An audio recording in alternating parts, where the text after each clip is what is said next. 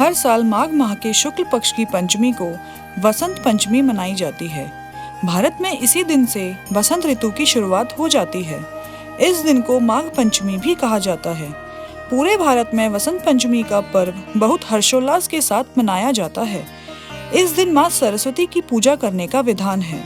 साहित्य, शिक्षा, कला इत्यादि के क्षेत्र से जुड़े लोग वसंत पंचमी के दिन विद्या की देवी सरस्वती की पूजा आराधना करते हैं। वर्ष की सारी ऋतुओं में वसंत को सभी ऋतुओं का राजा माना जाता है। इसी कारण इस दिन को वसंत पंचमी कहा जाता है। इस दिन से ही शीत ऋतु का समापन होता है और बसंत का आगमन होता है। इस ऋतु में खेतों में फसलें लहलहा उठती हैं और फूल खिलने लगते हैं और हर जगह खुशहाली आती है। आइए अब जानते हैं वसंत पंचमी से जुड़ी पौराणिक कथा क्या है।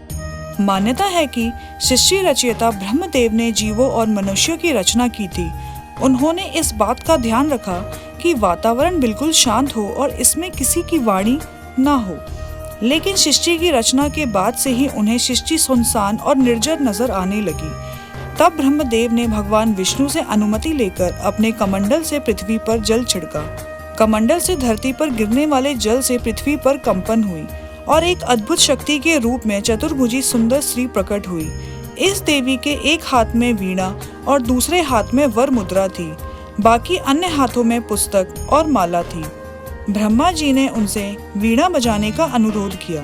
देवी के वीणा बजाने से संसार के सभी जीव जंतुओं को वाणी प्राप्त हुई। इसके बाद से देवी को सरस्वती कहा गया। देवी ने वाणी के साथ साथ विद्या और बुद्धि भी दी। इसलिए वसंत पंचमी के दिन घर में सरस्वती माँ की पूजा की जाती है। इस दिन देवी सरस्वती को बागीश्वरी, भगवती, शारदा, वीणा वादनी और वाग देवी सहित अनेक नामों से पूजा जाता है।